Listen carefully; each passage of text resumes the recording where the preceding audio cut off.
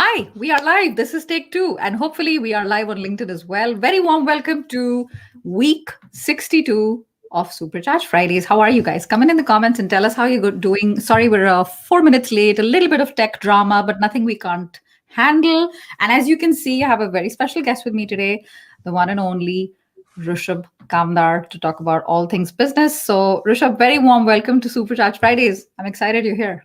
Yeah, no, thank you. Thank you so much. Like I said in take one, I've been watching your lives for a while now, so I'm excited about this. Yes, and hopefully everything is good. If I see a comment coming from LinkedIn, I'm going to be so relieved that it's actually working. So hopefully all is good. Coming, guys, minor anxiety attack happening. So if you are around, don't just watch, don't just like put in a comment to tell us you're there. It would be lovely. So yeah, so we have so much to cover today, and we are actually live from I don't know how many thousands of miles away in Montgomery, New Jersey, and I am in Brussels, Belgium, and we're here to talk about all things business. And I don't want to patronize, like how to sound smart. I mean, you are smart, right? It goes without saying you're smart. How do we sound smarter when it comes to business? So before we do that, okay, I see a comment, and hopefully, that's on YouTube. Hi, Priyal. How are you? Nice to see you. And hopefully we are also live on LinkedIn. I think everything is okay. There's What no. what I can do for you, so I can. Is there a way I go on your I profile? will. Yeah. Where's my phone? I'm I left my phone behind. so I'm on your profile and I don't see it says you're live You on, don't see that? on That's not LinkedIn. good. On LinkedIn. That's not good.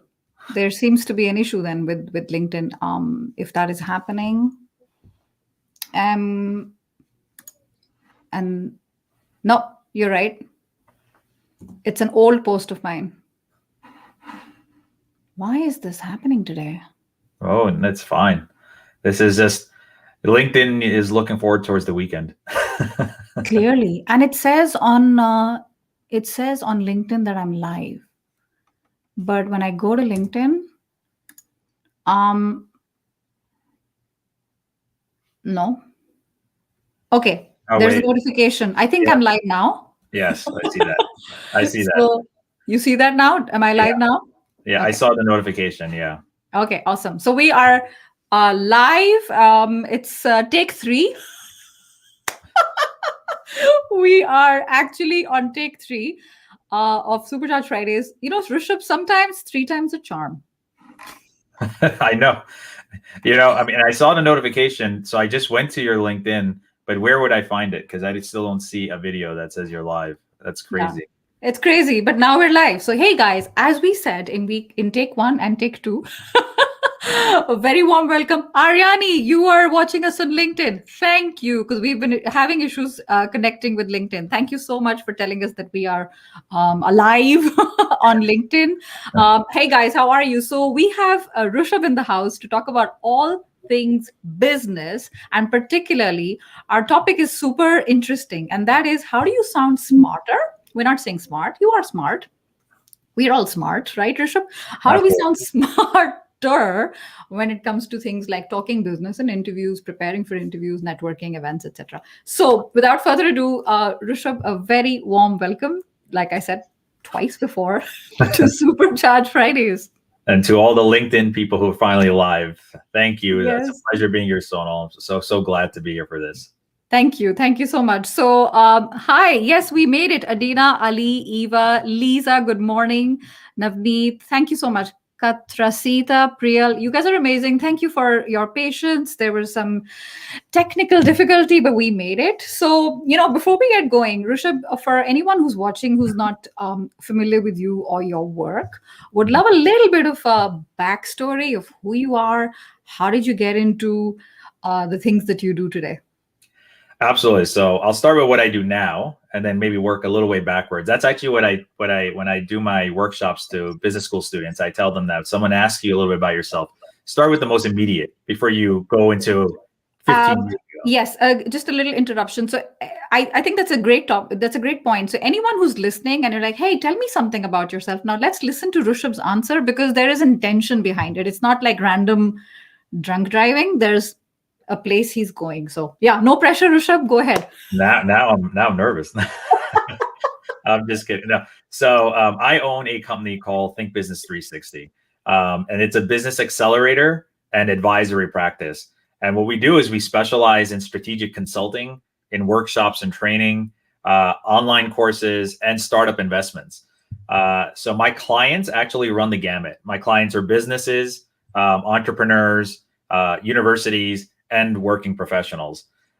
So now my background. So like I've told you what I do, right? So my background, I have 17 years of entrepreneurial experience, where I've owned or co-owned 7 companies, and they span over 10 industries.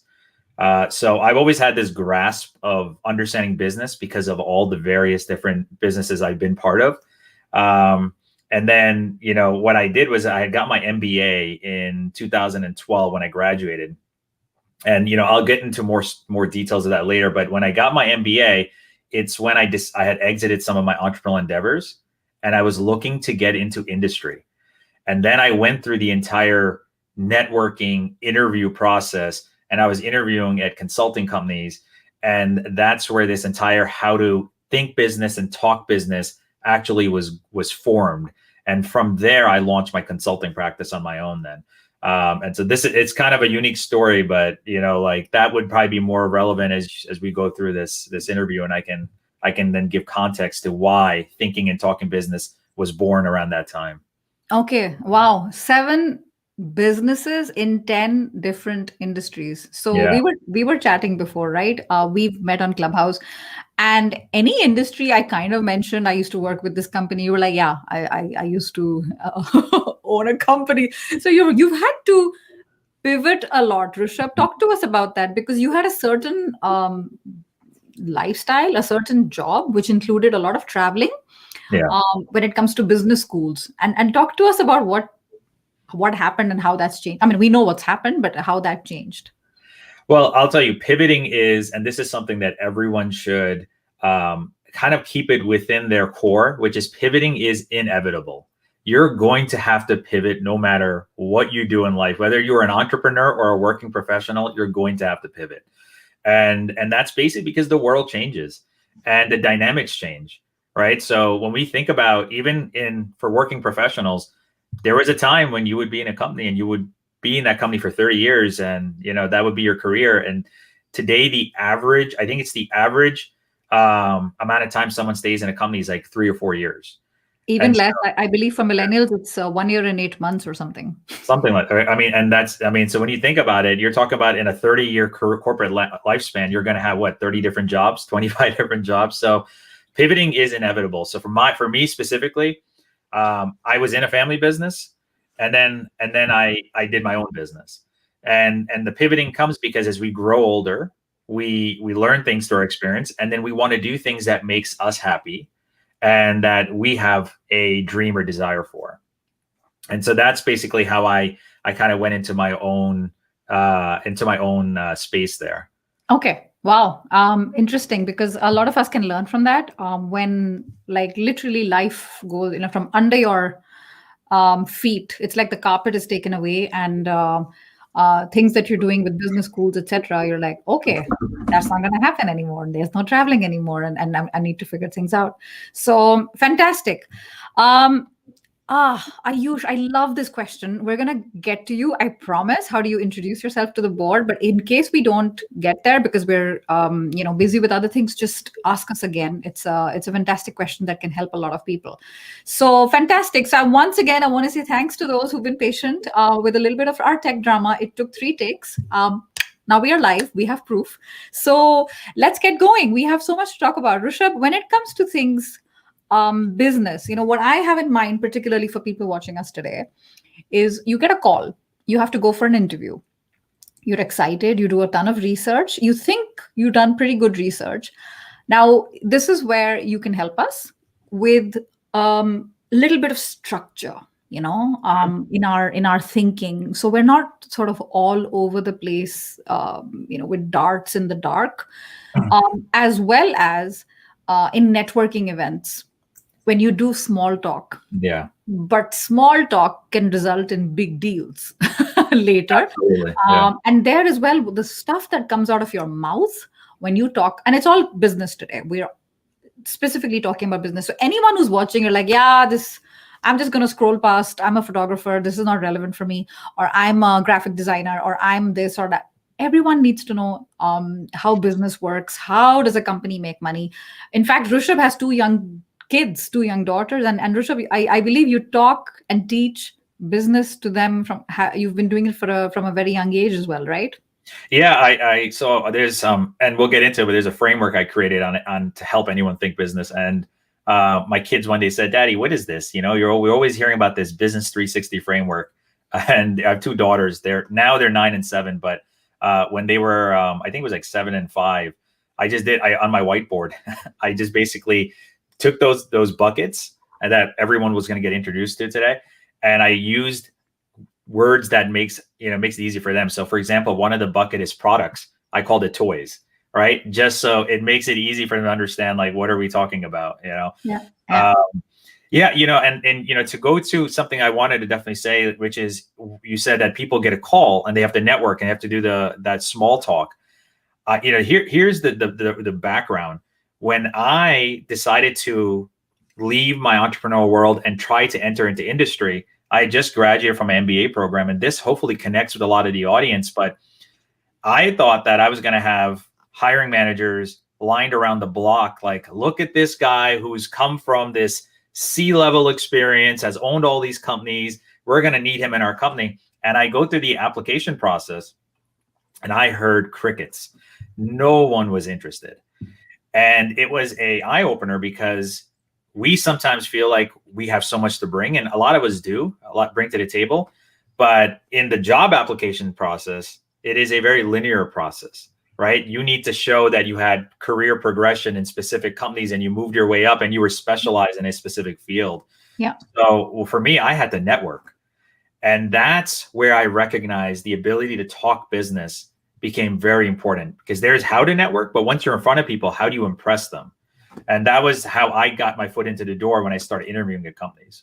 Yeah, exactly. I love that this came from a place of personal experience. Like, it's not like, oh, what do I want to do? What problem do I want to solve? This was actually a big pain in the backside problem for you, and you were like, okay, what can I do to do something about it?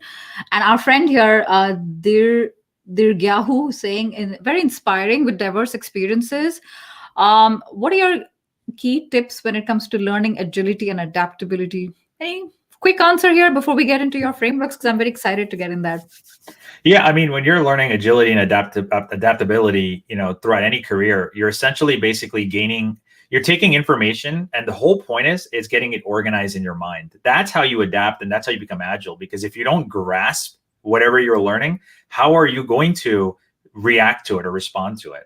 And again, that's this framework that I created. That's where it came into place, where no matter what you're doing in this world, as long as you put that into those buckets, you can now have a place of reacting to those specific buckets, and then you're able to move forward. Yeah. So, I mean, look, gaining a lot of experience and then showing value on all those experiences requires a little bit of introspection, right?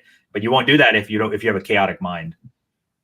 Yes, I think there's very little you can do with a chaotic mind. So it's a good reminder, and fantastic. So what we're going to do is we're going to keep this session extremely practical. So you walk away with pages of notes, and I have to warn you, Rishabh's going to share some pretty firecracker stuff, which is currently in the process of being trademarked, and it's really generous of him to share.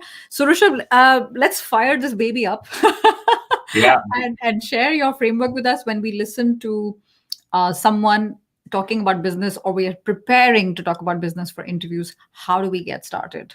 Awesome. So I'm going to hit my share screen here, and just bear with me, everyone. After what we've been through, this is not a problem at all. All right. How's that look? Can we see it? It's perfect. Awesome. Okay. So basically, I created something called the Business 360 framework, and I'm not going to go into teacher mode. I want to try to make this fun. But in the Business 360 framework, I have something called the 6 board members of business. So the best way to introduce it is to talk about a show that is very popular here in the United States. Hopefully those of you abroad are familiar with the show. It's called Shark Tank. Give us Essentially, a little like. Give us a little like in the or in the comments. Tell us what Shark Tank is, even if you're not in the US, or maybe you have an equivalent of Shark Tank in your country where somebody has to come in and pitch their idea, right? Rushab, yeah, for investment. exactly. The people you see right now in the image, they are what we call sharks. They are essentially investors, right? They're billionaires who are investors. And in this specific show, they'll have aspiring or even experienced entrepreneurs who are looking for investment. So their whole goal is to sit in front of these sharks, and the entrepreneurs are pitching their business for that investment. And so what I like to do is to show you how a shark thinks. And if Yes. you notice I'm going to go through a chronology, not always the same chronology in the show, but usually it goes down this way, how a shark thinks in a systematic, structured, and organized way. So when an entrepreneur is in front of the sharks, what's the first thing a shark wants to see? And basically, the answer is very simple. And this is the first board member. They want to see the product or service. They want to know what it is. And then they want to know everything about it. They start asking all the questions based around that. Once the shark gets an idea what the product or service is, usually they ask the entrepreneur, well, what's your story behind this? What was your intention of going down this road on creating this product? And then how did you create that product? And what they're really asking is, what's your company strategy? All right. What was your strategy to go down this road? Around that time is when the sharks will say, well, what's your revenues look like? Are you making any money? And how much are you spending to run your business? What are your costs? They want to know the profit structure, right? So now you're starting to see this organized way the sharks are going after it. Once the sharks have an idea of the numbers, if you're making any money, they're asking, okay, well, who's buying your products? So I have the 6 board members of business, and I call this the CEO. They want to know who's your customers. Do you have any customers that are buying this product? Around this time is when the sharks will say, okay, let us take a look at your inner workings. What's your leadership team look like? Do you have any employees? What's your sales strategy, your marketing strategy? If you're a company that makes a product, what's your manufacturing, supply chain, logistics look like? If it's something that you created that no one else has done, do you have any patents on it? Do you need any permits to operate this type of business? They essentially want to know the entire operational functions. Then the sharks will say, okay, you built this. Well, how much did it cost? And where did you raise that money from? Did you go to friends and family? Did you get outside investors? Did you go to a bank? They want to know the capital position. And finally, the sharks will end it out by saying, well, who's your competitors? What do you know about your industry? Are there any government regulations that can impact you, or the economy, or the pandemic, or hackers? Is there anything about brand perception that can impact you? Or do you have outside investors or creditors that can somehow affect you? Essentially, you want to know, is there anything from the outside that impacts your business? So I call that outside factors. Like COVID-19. Like COVID-19, exactly. It's like the pandemic. And so what everyone is seeing right now, this is what I actually do in my workshops. You're seeing the baseline. I'm showing you what's the 6 board members of business. This is the crux of my Business 360 framework. This is how we form it. This is amazing. So, guys, if you're watching, there's no comments. I'm guessing people are either taking notes or they're like, huh? Like they're listening really, really carefully. 6 board members, BOARD. Okay. Yeah. I hope those that are listening are not BORE. Hopefully, the other board is not in your vocabulary for the next 40 minutes. Yeah. 6 board members of business. We won't go on a whole presentation, but the point of this is you want to create these buckets in your head, right? And this is where I'll stop, and we can go back to you, Sonal. But these are the virtual shells you want to create in your head. And that's because anytime someone's talking to you, you're starting to put that information inside these specific buckets. Yes. No, that's fantastic. And Surabhi, I'm glad you hear that you're a 2-time entrepreneur as well. That's fantastic. And Adam is apparently next door, Rushab, just so you know. I think the beauty of this will be when you will give us examples, and then we'll take a real life example of a real company that we all know and a lot of us love. And we'll see how this comes to life. And hopefully when you're walking away to our viewers today, when you're walking away with it, you can make very similar buckets in your own head for any company. And actually, this is what Rushab does with lots of companies and entrepreneurs, including people who've been to great business schools, because this simplification and organization of complex information is is worth it. So I'm super excited about what you have in store, because I know you have a little bird tells me, Rushabh, you have a digital course coming up about this. Yeah, well, so I have an online course launching in a few months, and it's called the Entrepreneur 360 Academy. It's for, early aspiring and even experienced entrepreneurs who are looking to, first of all, have this ability to think business. Because again, I said this is the crux of the framework, Yeah, but there's so much yeah. more that is added to it, and it gives entrepreneurs a way of how to launch their business, grow their business with that structured way, with that eagle eye, Exactly. so that they're not Exactly. confused. Exactly. Exactly. So, for anyone who's interested, definitely check out Rishabh's website, Think 360, thinkbusiness360.com. And also, there's a podcast with the same name, Rishabh. It's called the Business 360 podcast. So, Business 360 podcast. yeah, Fantastic. I've capitalized on that 360 because we're trying to give a holistic approach there, right? So we Love got it. the Business 360 framework, Business 360 podcast, and the Entrepreneur 360 Academy. Very circular. Excellent. That's excellent. So awesome. So let's get into a little bit more nitty gritty when it comes to those buckets in our mind. Sure. So you tell me, you want to talk about the networking aspect of it? Because I think that's basically what everyone wants to know. How do you Yes. think business when you want to network? You tell me, Yes. Sonal. Yes, exactly. Let's go with that. All right. So we're keeping this presentation going. All right. So what I did is I said, how do I show anybody, if they want to think business and talk business using the framework, what is the easiest way? And I created this acronym called BEST, right? And I'll just show it right high level here. Each letter stands for something. So if I'm talking to Sonal, it's the beginning. What I'm going to ask, so basically I'll say, hi, my name is Rushab. Sonal, I'll say, what's your name? And Sonal will say, I'm Sonal. I'll ask her, what do you do?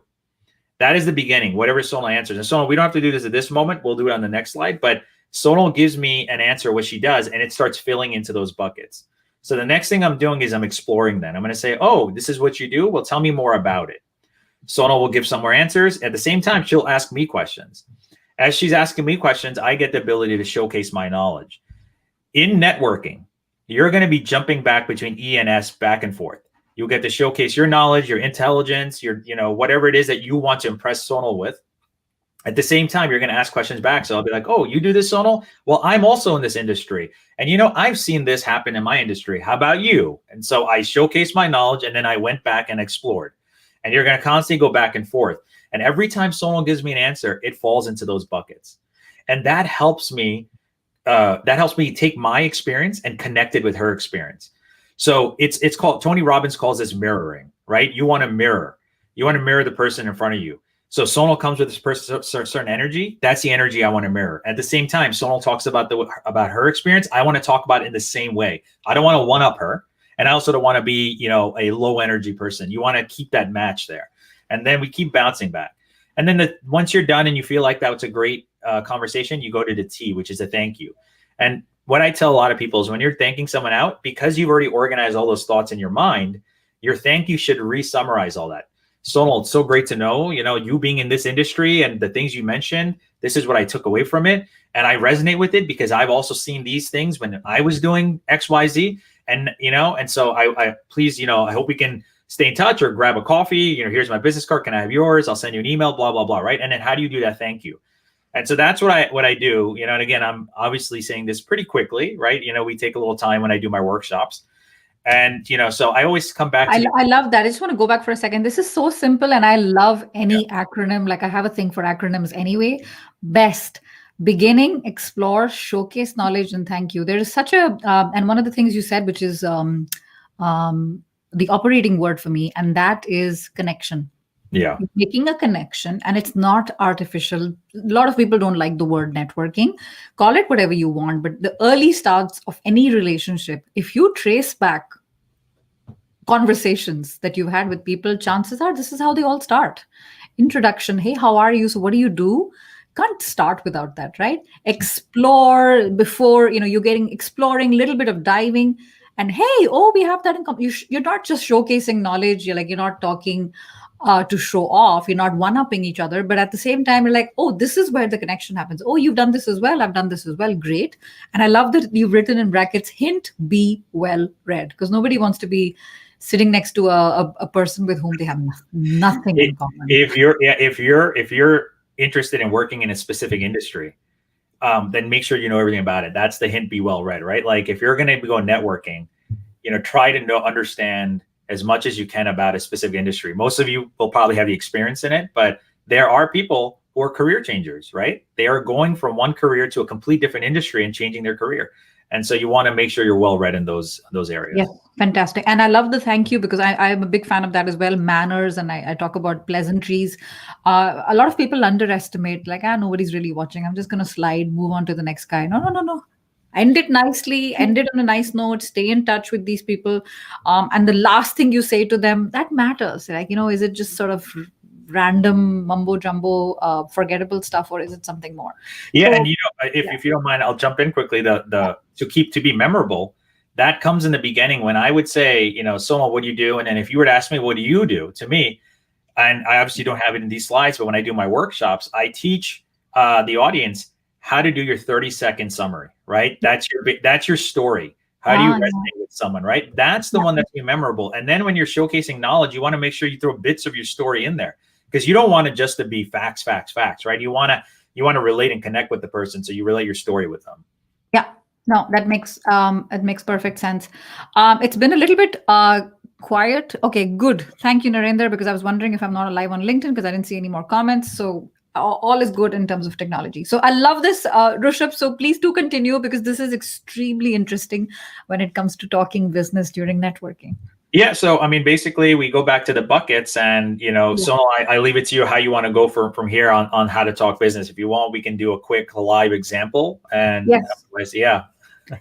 Yes. So you have, Rishabh's actually super organized. He practices what he preaches. So he's actually prepared an example of a company. But if you're watching us right now and you would like to do a little bit of dissecting of a real life company, we could do that like right now. But provided it's like a household name that we would have heard of, not a small upcoming or a medium size. So if you're watching us right now, and if you have a company in mind, I know there's a little bit of delay in the audio, but type away. We would love to see some names that just throw those names at us. That's absolutely fine. Absolutely. And if you like, we can do Apple. You tell me. I leave it to you. And how anybody can analyze any company just using. Let's do that. You know what? In the interest of time, let's do Apple. Sounds good. Okay. So, yeah. I mean, look, high level, right? We don't have. I'm not going to. I have bullet points in here. We won't talk about every single one, but what do we want to know about Apple, right? So we'll start from the left and go to the right. If we want to analyze a company, and I always tell people when you're told by career service professionals that you should know the company that you're going to interview with, basically it's analyze the company. Don't just do a Google search and just read a few articles and come in. And there's a whole reason behind it, because when I teach the audience in my workshops analyzing a company, I show them how once they do that analysis, they're able to then there's a framework I also created how to discover your superpowers or what you bring to the table. And when you do these two exercises, analyzing the company you're interviewing and then discovering your superpowers, you essentially, anytime a company says, why should we hire you? You have hundreds of answers to show them that why you are such an impact to their company. So and you can plug those, you're saying you can plug those from the different buckets. Absolutely. Right. So, we'll look at Apple, for example. We know that the products or services, well, in this specific case, since we're talking about the iPhone, it's a mobile smartphone, right? Apple's goal is every year to improve that product. Right. We know the iPhone's expensive. It's manufactured overseas, and the various uses that you have for it, whether it's productivity, social, or entertainment. Right. What's Apple's strategy? Right. Just a quick second. So because I see a comment here, in case the letters are really small for you, don't worry. Rushab is actually reading it out while he's speaking. So the first one we talked about was the product, right? So it's a mobile phone. It's a improved product. It's expensive. It's manufactured outside of the United States. It's used for productivity, social, and entertainment. So that's the first one so far, and the second one is strategy. Yeah. So second one is strategy, right? So what's Apple's strategy, right? Well, they obviously want to grow their market. They want to expand their business. They want to improve their sales. They want to diversify their product line. They want to streamline their costs. They want to develop new technologies. There's so many things that fall under strategy. So when you're talking about a company and you have various skill sets, what are all the different strategies a company's doing, and how can you relate to all those various skill sets? If not all of them, some of them, because then you can say that, well, I know that Apple's strategic position is this, and this is what I bring to the table, right? When you're in an interview process. So you want to know the various strategies that a company is doing. On a profit structure, very easy, right? Apple, we know, is very rich. They have a lot of money. They have great revenues.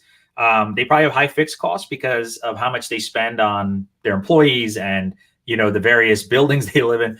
But, they also streamline their manufacturing because they do it overseas, right? So their costs are low there. We know they have a high stock price. You just want to know a little bit about a company. You don't want to go work for a company that's heavy in debt like Sears and is going to go bankrupt. For those of you who don't know, Sears is a department store here in the U.S. that is or was. I thought it closed. It's always filing for bankruptcy. It's like if Sears isn't filed for bankruptcy every 3 years, something's wrong. There's always some private equity or some company comes in, swoops them up, and then they file for bankruptcy. So I don't know what's up with Sears, but they need you. They need you there, clearly, Rushab. I don't think anyone can save Sears. So, we'll quickly go. I don't want to make it like I'm teaching students here. I would rather just have. We like it. We're getting wonderful comments here. Just in case you're not sure, like Lee, this is a fantastic tool for job seekers. And my friend Risto in Finland is a coach who loves structure. He's like, this is extremely methodical. So it's fantastic. So please continue.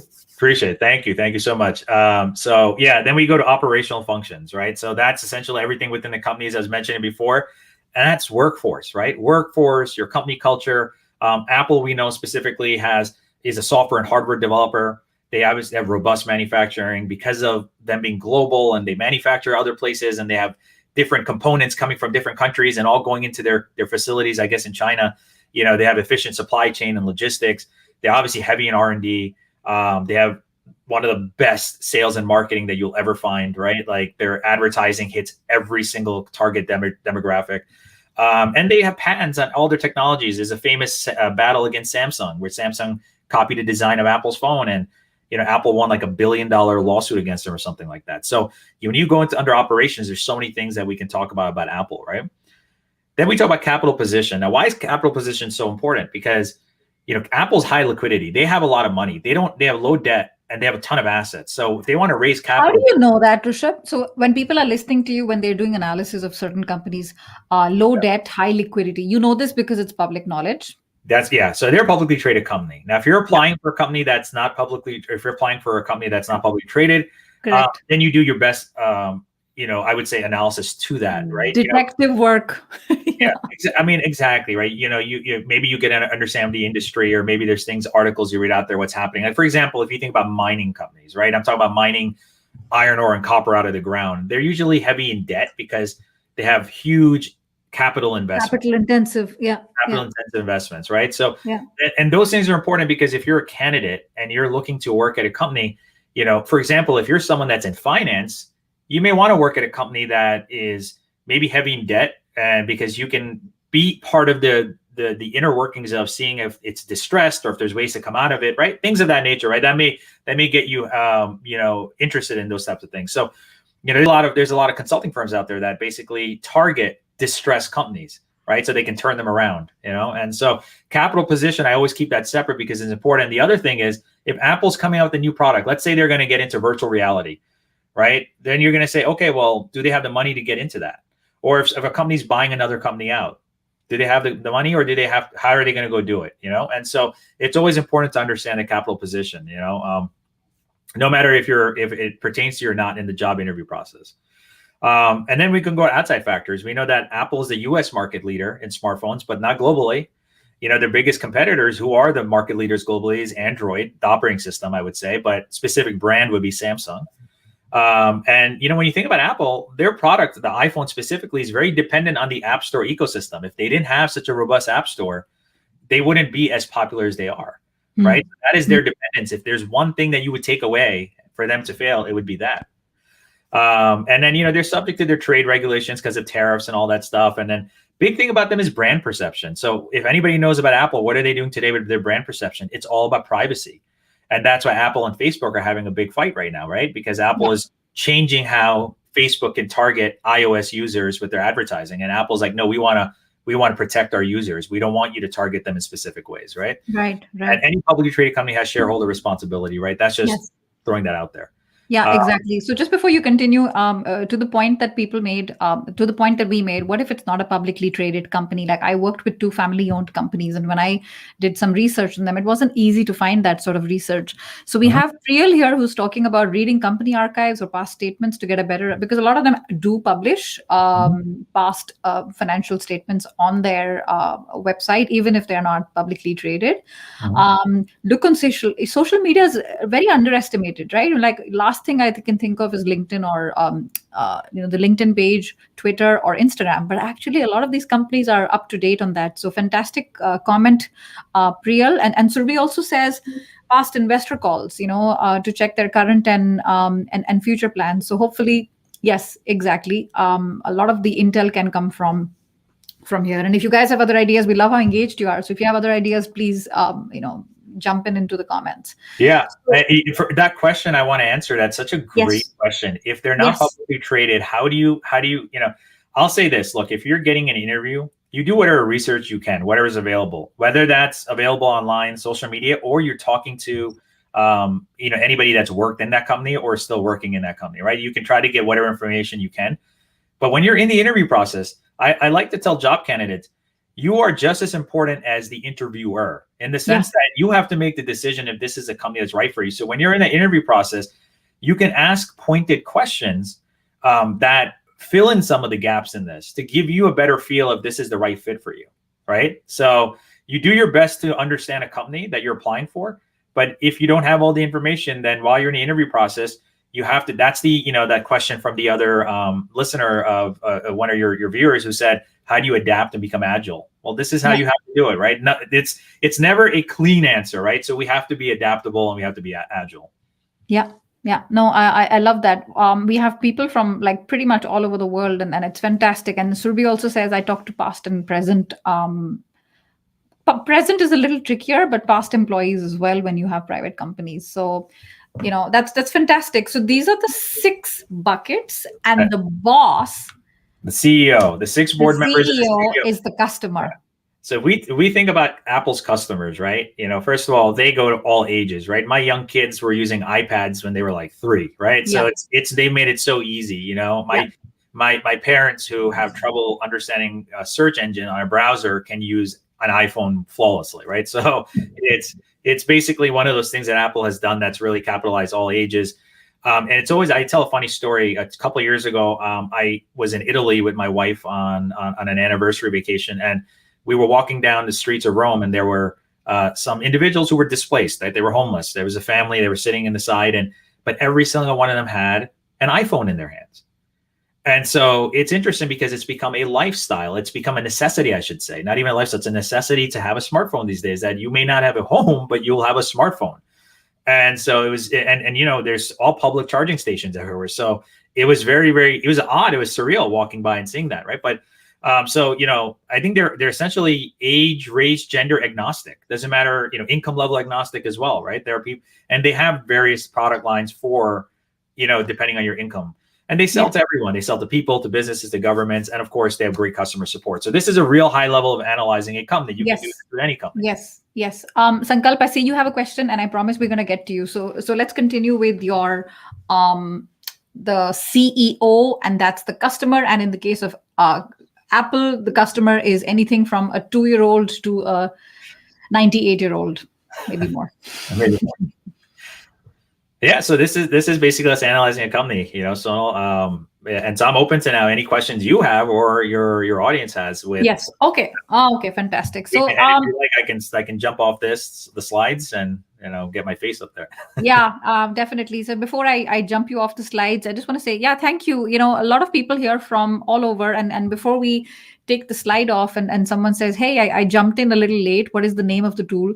This is Rushab Kamdar's tool. So this is the Business 360 tool that that Rushab has made, which helps anyone who wants to understand business a little bit better and take it be taken a little bit more seriously when it comes to networking, interviews, etc. So this is a very simple, methodical way to think about business. And when Rushab and I were chatting about this, we were like, yeah, you just got to come on Supercharge Fridays. You got to talk about this with people around the world because it's extremely relevant.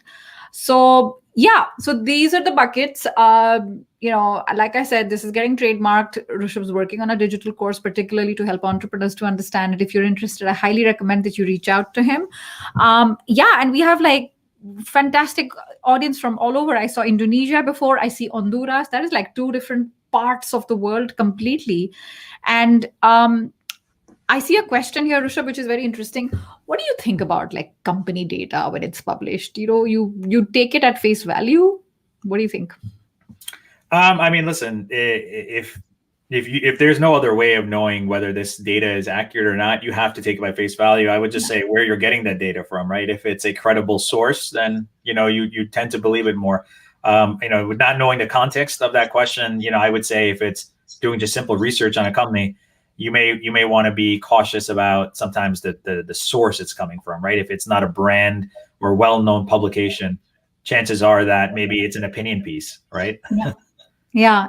Chances are it's an op-ed, but otherwise we do tend to take what we see published in magazines of repute, right? Not a WhatsApp forward or junk mail coming from somewhere. And Narendra, you can definitely do this exercise for Google and a lot of other big giants as well at the time of preparation for interviews. I would say you do it for preparation of interviews.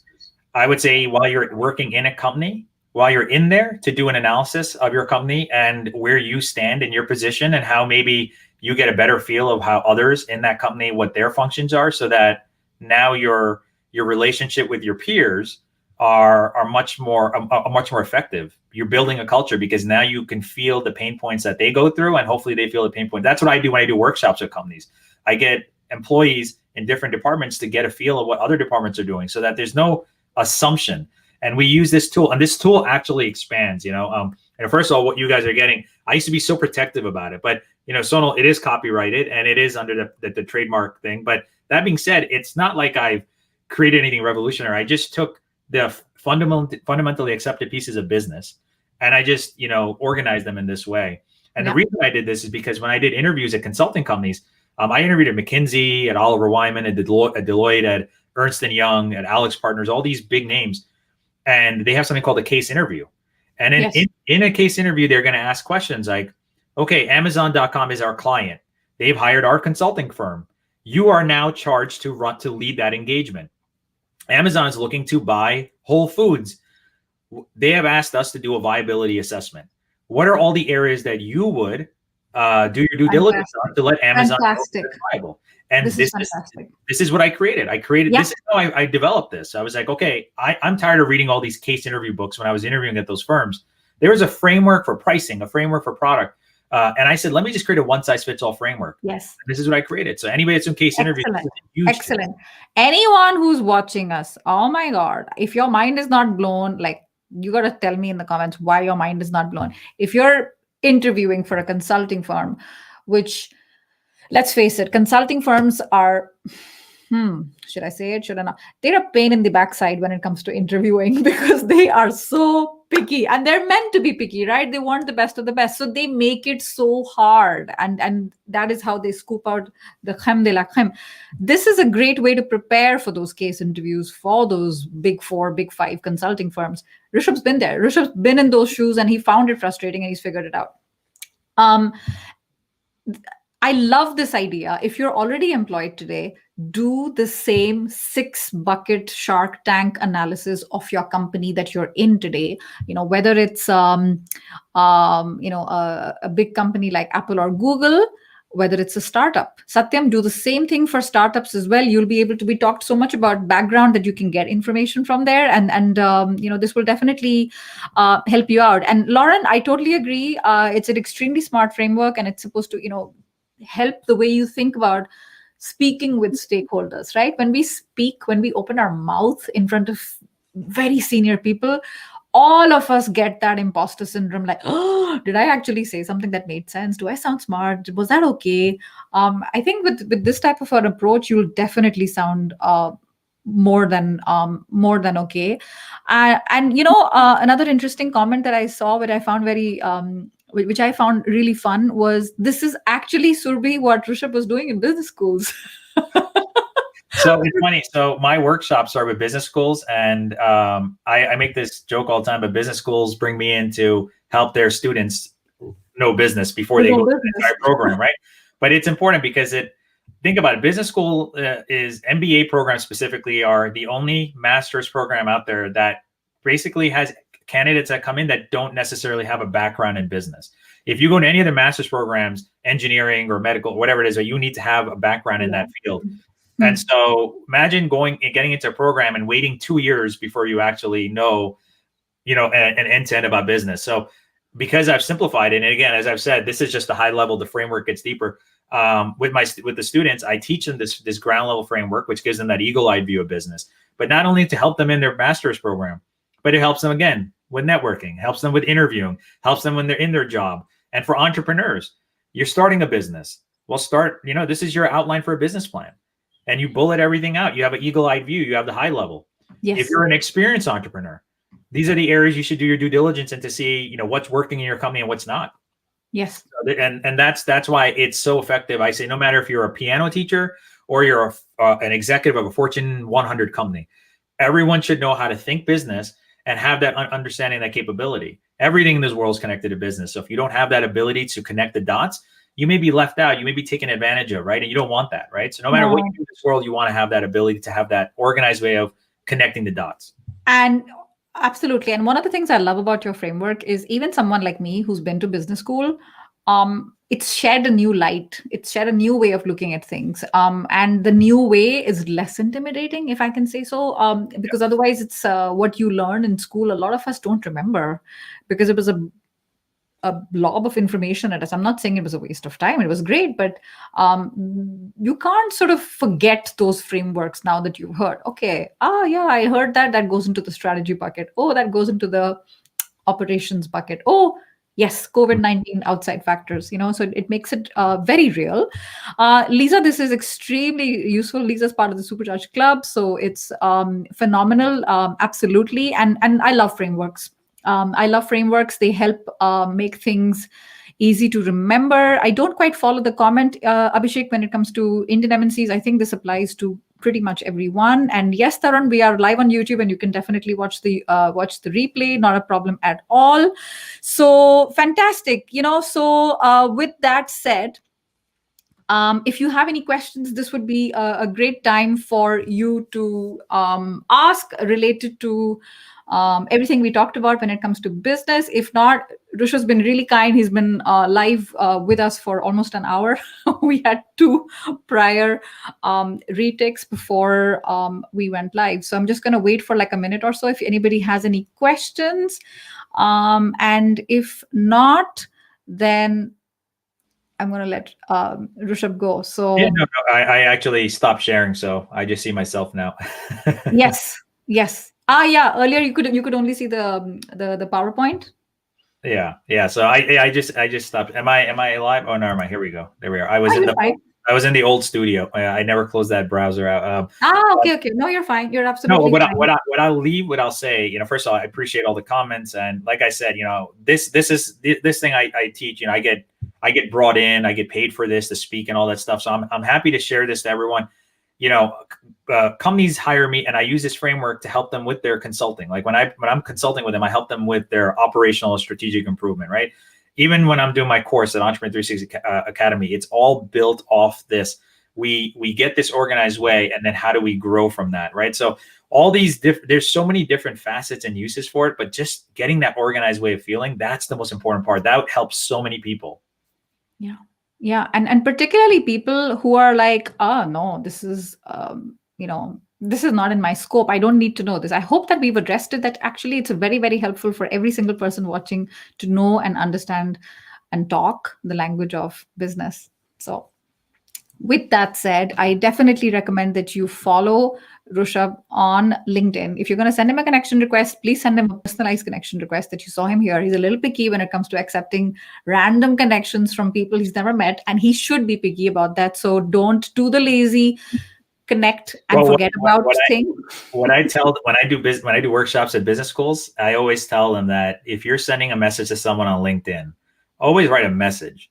because I've been saying this for a year, and still people take. And a lot of people don't know. It's amazing, Rishabh. A lot of people don't know, and in fact, there's even a. I personally think there's a defect in the mobile app because it should automatically say, "Please personalize before sending it." Before you know it, it's gone. Yeah, so It's gone. that's something with iPhones specifically. I don't know about Androids, but yeah, when you select it, it connects. But there's a way to select send a message with there's like, I think there's 3 dots or something, and you do it. So just you got to be careful about that. Yeah, absolutely. Yeah.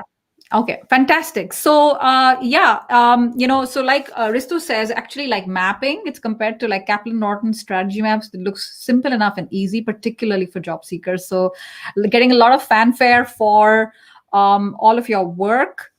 So, I think with that said, I'm gonna let you go. So, thank you so much for everyone, to everyone who's joined us today, and I want to say a big thank you to Rushab for your time. Absolutely appreciate it, and feel free to connect with me on LinkedIn. Thank you, Sonal. Enjoyed this so much, and looking forward to maybe some more of these down the road. Yeah, absolutely, and I definitely also recommend following Rushab on LinkedIn, but also his podcast, and it's all the details are there on his website. And before you guys go, I do want to say this is the last week of Europe summer timings. So starting Sunday, we're moving to, this is the last week of winter timings. So check, because all my friends in Asia who are watching, you guys don't change time. You have plenty of sun. We guys are desperate for some sun. So we're moving to daylight hours. So check next week, because our 2 p.m. Belgium will change what it looks like in Europe. So for example, I know it's instead of 6:30 India, 6:30 p.m. India, it's going to be 5:30 p.m. India. So with that said, thanks everyone. Take care of yourselves. Have a lovely weekend. Appreciate your time, and don't forget those masks. It's not over yet. Take care, everyone.